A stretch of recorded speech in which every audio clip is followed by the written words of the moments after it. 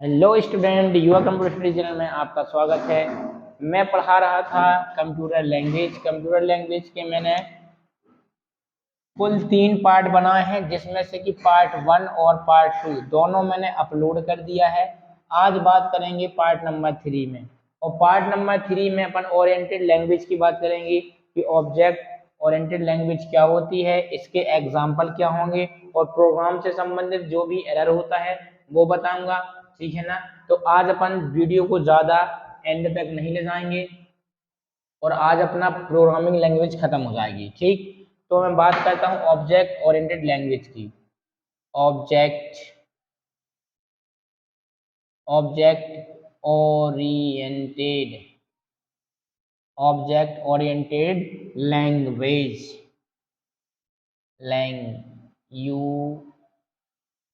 Language mistake हो जाती है, अलग अलग लिखो तो लैंग्वेज, ऑब्जेक्ट ओरिएंटेड लैंग्वेज। ठीक है ना।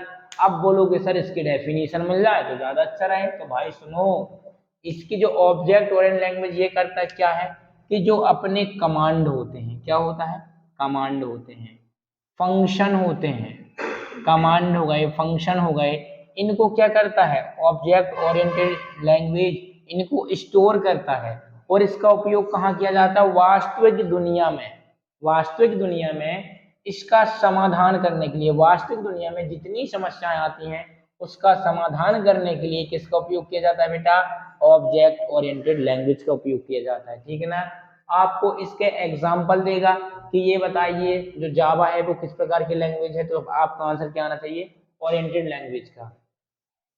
तो आप एक बार और डेफिनेशन सुन लो कि ऑब्जेक्ट ओरिएंटेड लैंग्वेज में जो इंस्ट्रक्शन होते हैं वो सेव होते हैं, जो भी अपन कमांड देते हैं वो सेव होते हैं। और इसमें क्या होता है कि जो अपनी वास्तविक दुनिया में जो समस्याएं आती हैं कंप्यूटर क्षेत्र में, तो उसकी समस्याएं कहाँ से सॉल्व होती हैं, ऑब्जेक्ट ओरिएंटेड लैंग्वेज। यदि मैं कुछ इसके एग्जाम्पल की बात करता हूँ, इसके कुछ एग्जाम्पल की बात करूं मैं, तो पहला एग्जाम्पल मैं लिखता हूँ C++, दूसरा एग्जाम्पल लिखूंगा मैं जावा, तीसरा एग्जाम्पल लिखूंगा सी हैज। इसको हैज नहीं बेटा, इसको C# बोला जाता है। क्या बोला जाता है, C# बोला जाता है। पूछा जाता है हिंदी में कि C# किस प्रकार की लैंग्वेज है तो हाई लेवल, लेकिन हाई लेवल में वो तीसरा पार्ट है जिसका नाम क्या है, ऑब्जेक्ट ओरिएंटेड लैंग्वेज। ठीक है। बात करते हैं चौथे, इसका नाम है पाइथन। क्या है, पाइथन।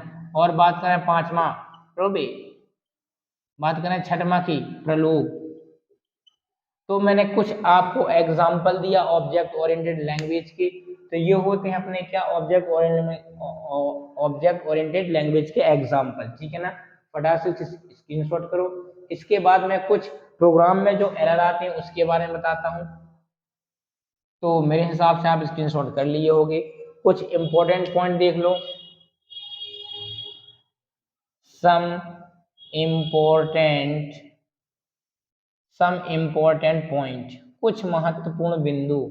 जैसे पहले मैं लिखता हूं बग, हिंदी से लिख लो बग। बग किसको बोलते हैं, तो आपका जो आंसर आएगा प्रोग्राम में होने वाली गलती को, क्या, प्रोग्राम में होने वाली गलती क्या कहलाती है, बग कहलाती है। दूसरी भी चीज डिबिंग, डिबिंग क्या कहलाती है, दोनों क्वेश्चन पूछे गए हैं, ध्यान रखना। प्रोग्राम में होने वाली गलती को सुधार करने की प्रक्रिया को डिबिंग कहा जाता है। ये चीज का ध्यान रखना, क्या कहा जाता है, डिबिंग कहा जाता है। मतलब प्रोग्राम में कोई भी गलती होगी तो उस गलती को बग कहते हैं, और प्रोग्राम में होने वाली गलती को सुधार करने की प्रक्रिया को क्या बोला जाता है बेटा, डिबिंग बोला जाता है। ठीक है ना। इसके बाद मैं बात करता हूँ, इसी में एक बात करता हूँ लॉजिकल एरर की। लॉजिकल एरर, बात करें लॉजिकल एरर की, तो लॉजिकल एरर जो अपनी रहेगी वो ये क्या रहेगी, जब कोई गलती क्या होती है अपनी, लॉजिकल एरर किसको बोलते हैं, जब कोई गलती प्रोग्राम के कारण होती है, प्रोग्राम के कारण होती है। जब कोई गलती किसी कारण होती है, प्रोग्राम के कारण होती है, उसको लॉजिकल एरर कहते हैं। बात करें चौथे नंबर की अपन सिस्टम एरर की। क्या? सिस्टम एरर की। तो सिस्टम एरर की डेफिनेशन क्या होगी? लॉजिकल एरर की क्या होगी? जब कोई गलती प्रोग्राम के कारण होती है तो क्या कहते हैं? लॉजिकल एरर कहा जाता है, ध्यान रखना। और प्रोग्राम के खिलाफ सिस्टम एरर क्या होता है? कि प्रोग्राम के खिलाफ जब कोई इंस्ट्रक्शन लिखा जाता है, क्या? प्रोग्राम के खिलाफ कोई जब इंस्ट्रक्शन लिखा जाता है तो एंटर करने में जो मैसेज आता है ना, उसको बोला जाता है बेटा सिस्टम एरर। प्रोग्राम के खिलाफ आप कोई भी इंस्ट्रक्शन लिखोगे और जब कभी भी एंटर करोगे तो उसमें एक मैसेज आता है, उस मैसेज आता है और वो क्या कहलाता है? अपना सिस्टम एरर कहलाता है। ये चीज का ध्यान रखना। बात करें अपन रन टाइम एरर की। क्या बात करें? रन टाइम एरर की। रन टाइम एरर क्या होता है? रन टाइम एरर का मतलब ये होता है ERR रन टाइम एरर क्या होता है? कि जब हम प्रोग्राम बना लेते हैं, लेकिन प्रोग्राम बना तो लिए, लेकिन प्रोग्राम रन करते समय, मतलब रन का मतलब क्या होता है? जब इसको अपन सेव करते हैं, जब इसका आउटपुट देखा जाता है तो उसको बोलते हैं रन टाइम एरर। ठीक है ना? तो जब अपन कोई भी प्रोग्राम बना लेते हैं तो प्रोग्राम को जब अपन रन करते हैं तो उस टाइम में किसी प्रकार की एरर आती है तो उसको बोला जाता है बेटा रन टाइम एरर। तो ये होते हैं अपने कुछ 5 पॉइंट इंपॉर्टेंट। ठीक है ना? तो इसके पहले मैं बता दा ऑब्जेक्ट ओरिएंटेड लैंग्वेज।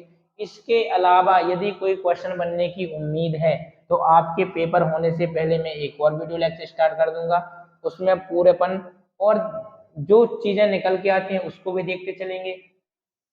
तो मेरा चैप्टर जो 4 नंबर का था, क्या ना था अपना? प्रोग्रामिंग भाषा, वो मैंने फिनिश कर दिया। जो इम्पोर्टेंट थी पूरे इम्पोर्टेंट मैंने कवर किया है। इसके बाद अपन जो अगला चैप्टर स्टार्ट करेंगे वो तो एक नेटवर्क करेंगे या तो फिर इंटरनेट का करेंगे, दो में से कोई एक चैप्टर स्टार्ट करेंगे। तो मेरा वीडियो पसंद आए तो सब्सक्राइब करना, शेयर करना और लाइक करना। धन्यवाद।